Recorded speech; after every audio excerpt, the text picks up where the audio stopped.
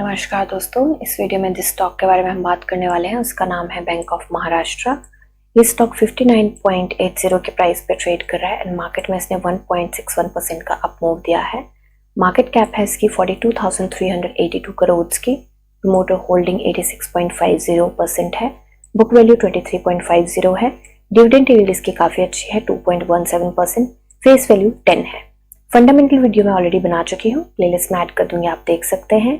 अभी के लिए देखें तो स्टॉक 50/100 डी में दोनों से ऊपर ट्रेड कर रहा है, जो कि काफ़ी अच्छी बात है। पीई मीडियम से नीचे है, अगेन एक प्लस पॉइंट है। ग्रॉस प्रॉफिट मार्जिन बिल्कुल इंटैक्ट है and sales quarter on quarter increase हो रही है।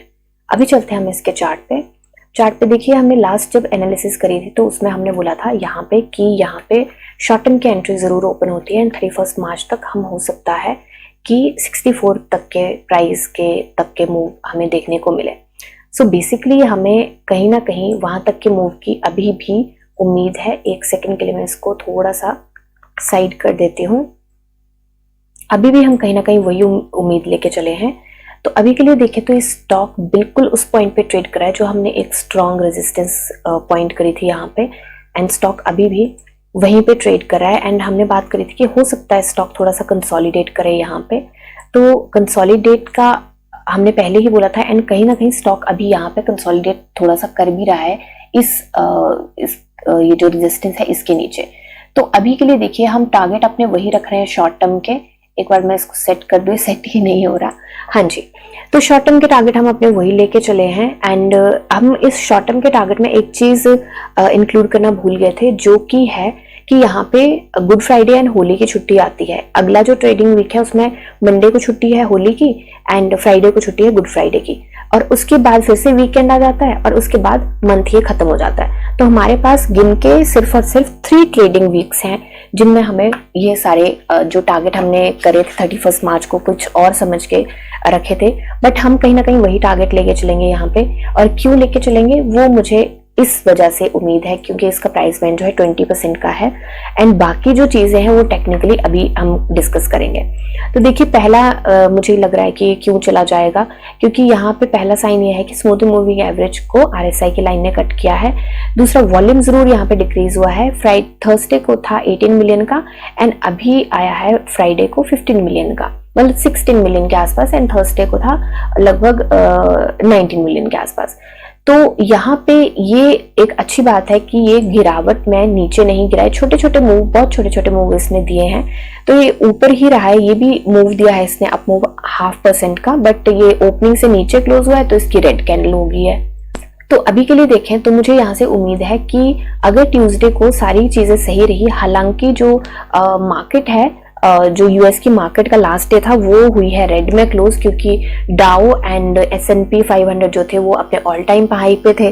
तो ऑल टाइम हाई पे जब होते हैं तो थोड़ी सी रेजिस्टेंस तो क्या, वॉलेटिलिटी बेसिकली, क्योंकि ऑल टाइम हाई से निकलने और वहां पे उस पॉइंट पे आती ही है वॉलेटिलिटी, थोड़ी सी प्रॉफिट बुकिंग होती है, थोड़ी सी करेक्शन होती है, तो होता ही है। तो वो एक चीज देखी गई है एंड मुझे लगता है कि यहाँ से ये ट्यूसडे को अगर मार्केट निफ्टी सही रहती है तो मुझे लगता है कि निकल जाएगा। निफ्टी, बैंक निफ्टी बेसिकली सही रहती है, तो मुझे लगता है ये निकल जाएगा। और अगर ये निकल गया तो ये जो 62 की रेजिस्टेंस है फिर ये काफी स्ट्रांग है।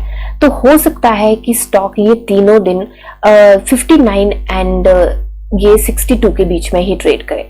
तो हो सकता है हम ये टारगेट ना अचीव करें, बट अगर मार्केट साथ देती है तो हो सकता है, क्योंकि ये जो है हमें सिर्फ और सिर्फ 8% के आसपास चाहिए, तो हो सकता है कि दे भी जाए। तो अभी के लिए मैं टारगेट यही लेके चलूंगी एंड ये वाली रेजिस्टेंस अगर ब्रेक कर देता है तो मुझे लगता है ये टारगेट हम अचीव कर सकते हैं, अदरवाइज थोड़ी सी दिक्कत आ जाएगी। तो स्टॉप लॉस जरूर लेके चले एंड इमीडिएट जो शॉर्ट टर्म का स्टॉप लॉस बनता है वो 57 बनता है। 57 से स्टॉक अगर नीचे जाता है तो मुझे लगता है मेजर सेल वाला जोन आ जाता है। एंड लॉन्ग टर्म के जो टारगेट हैं वो मैं लेके चलूँ जब तक इसके क्वार्टर का रिजल्ट आएगा। ये जो क्वार्टर 31 मार्च को एंड होगा, इसका जो रिजल्ट आएगा तब तक मैं लेके चलूँ कि 85 तक ये स्टॉक ट्रेड कर रहा होगा और वो क्यों लेके चली हूँ, वो पुराने पैटर्न्स रीड किए हैं मैंने, उसकी वजह से लेके चली हूँ। एंड पुरानी वीडियोस में अगर आपको जानना है कि कौन से पैटर्न है, क्योंकि मैं हर एक वीडियो में ऑफकोर्स नहीं बता पाऊंगी वो हर एक चीज, तो आप पुरानी वीडियोस चेक कर सकते हैं, क्योंकि 4-4 5-5 मिनट की वीडियो है, तो आप आराम से देख सकते हैं, इतना कोई टाइम कंज्यूमिंग नहीं है। तो पुरानी वीडियोस में आप चेक कर सकते हैं। मैंने आई डोंट रिमेम्बर किस वीडियो में, बट मैंने किसी वीडियो में मेंशन किया हुआ है कि कौन से पैटर्न हमने रीड किया है और किस आधार पे हमने ये वाले टारगेट बनाए हैं। ठीक है, तो अभी के लिए एक बार हम देखें तो जैसे प्राइस बैंड 20% का है इसका, एंड न्यूज अभी कोई भी नहीं है जो इसके प्राइस के अप या डाउन में किसी तरीके का फर्क डालेगी।